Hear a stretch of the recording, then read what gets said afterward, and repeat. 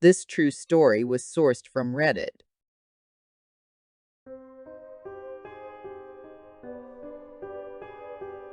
On Thursday, December 12, 1985, a toddler was spotted wandering unaccompanied around a Conpart department store in Spanaway, Washington, with no parent or guardian in sight. When authorities tried to coax information out of her to help locate her parents, the only piece of information she was able to give was, "Mommy is in the trees."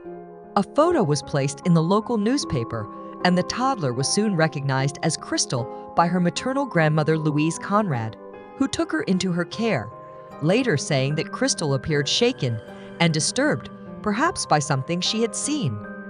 So where was Mommy? About 2 months later, the body of Diana Robertson, Crystal's mommy, was discovered deep in the forest around Elbay, Washington, with 17 stab wounds and a tube sock tied around her neck. Nearby, an abandoned 1982 Plymouth pickup truck was discovered covered in bloodstains and with a handwritten note on the dashboard, simply saying, "I love you, Diana." This truck belonged to her partner, Mike Riemer, an outdoorsman and trapper who often spent time in these woods. Mike, however, was nowhere to be found. Initially, the police believed him to be responsible for Diana's murder just 2 months prior. On October 19, 1985, Mike had been arrested and cited for domestic assault and malicious damage after allegedly kicking in a door at her apartment, throwing her to the floor, and rubbing her face in the carpet. They also connected her murder to a double murder that had occurred in the same woods 4 months earlier.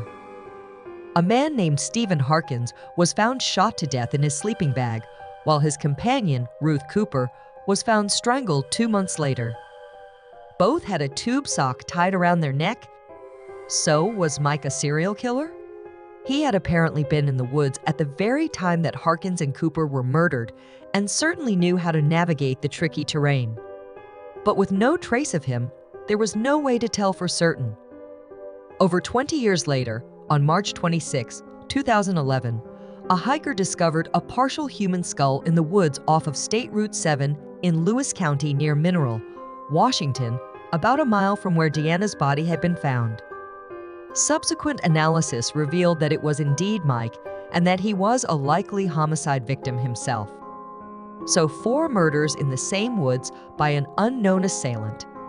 The question remains, how did Crystal find herself wandering around the Kmart over 30 miles away? She must have been driven there and dropped off, presumably by the serial killer. Crystal must have spent a silent 45-minute drive in the car with the very person who killed her parents, with no memory of the event.